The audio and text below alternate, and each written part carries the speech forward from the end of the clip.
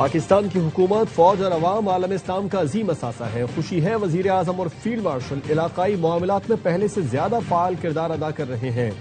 ایرانی قومی سلامتی کونسل کے سربراہ محسن نزائی کی محسن نقوی سے ملاقات میں گفتگو۔ محسن نزائی نے کہا کہ ایران پاکستان کو اسٹریٹجک شراکت دار سمجھتا ہے۔ دونوں ملکوں کے رہنماؤں، حکومتوں، فوجی کمانڈروں کے تعلقات اہم سرمایہ ہے۔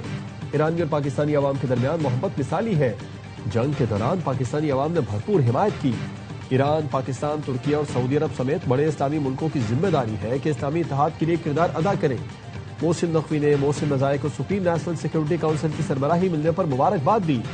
کہا ایران اور پاکستان کے تعلقات مستحکم اور اٹوٹ ہیں۔ محسن نقوی کی ایرانی صدر مسعود پزشکیان سے ملاقات۔ وزیر اعظم اور فیلڈ مارشل کا خصوصی پیغام پہنچایا۔ ایرانی صدر کو مکہ دفاعی معاہدے پر اعتماد میں لیا۔ محسن نقوی تہران سے مشہد پہنچ گئے۔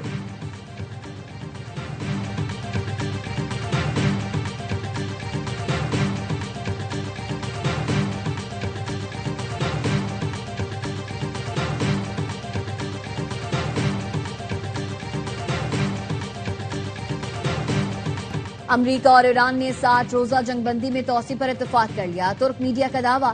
ترک میڈیا نے ذرائع سے بتایا ڈیڈ لائن میں توسیع کے لیے ثالثوں کو آگاہ کر دیا۔ جنگ بندی میں توسیع پر اتفاق اسلام آباد مفاہمتی یادداشت کے تحت کیا گیا۔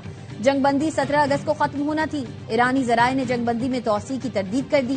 رائٹرز نے بتایا ایران کے مطابق جنگ بندی کی کوئی مدت شروع ہی نہیں ہوئی، اس لیے توسیع کا سوال نہیں۔ امریکہ نے عبوری معاہدہ طے پانے کے 48 گھنٹے بعد اس کی خلاف ورزی کی۔ چند روز بعد معاہدے سے نکل گیا۔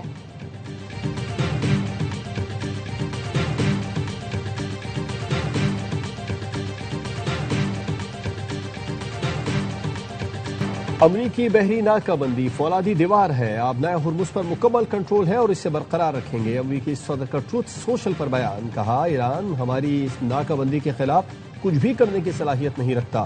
ایران مشرق وسطی کا بدماش نہیں رہا، وہ صرف باتیں کرتا ہے، عمل نہیں۔ پاسداران انقلاب والے فرار ہو رہے ہیں۔ ایرانی قیادت کی صورتحال انتہائی غیر یقینی اور ابتر ہو چکی۔ ان کے پاس کوئی پیسہ نہیں بچا۔ ایران کے پاس صرف فیک نیوز اور 300% سے زائد مہنگائی ہے۔ وزیر اعظم کی تقریر کے دوران مائک گر گیا۔ شہباز شریف نے ہنستے ہوئے کہا انتظامیہ نے سوچا ہوگا یہ مکے مار کر مائک گرا دیتا تھا، آج انہوں نے خود مائک گرا دیا ہے۔ فکر نہ کریں، یہ مکے صرف دشمن کے لیے ہیں، یہ مکے غربت ختم کرنے کے لیے ہیں۔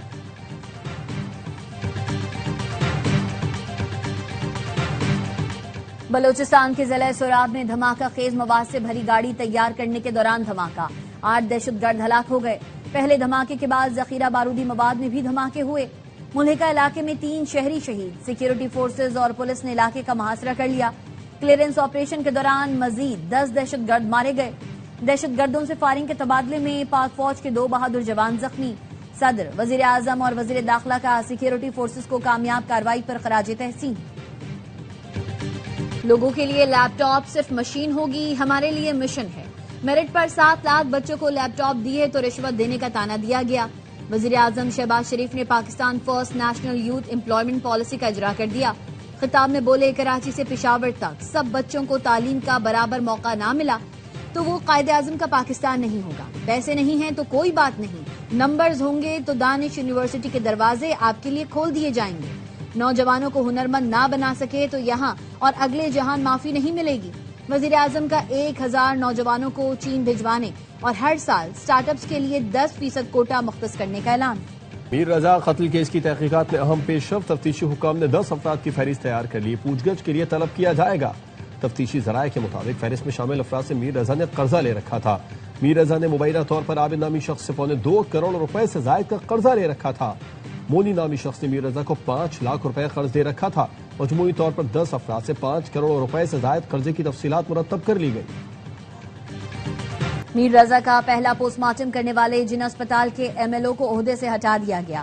ڈاکٹر اسامہ نے پوسٹ مارٹم میں غلطیاں کی تھیں، اب وہ کمیٹی کے سامنے پیش ہوں گی۔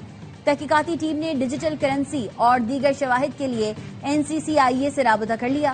بھاری بجٹ کے باوجود پولیس کی سنگین لاپرواہی، 6 روز بعد بھی میر رضا کی لاش کے مقام سے ملنے والی گولی کے خول کا فورینزک نہ ہو سکا۔ ذرائع کا کہنا ہے سندھ پولیس کی واحد بیلسٹک فورینزک مشین 3 سال سے خراب ہے۔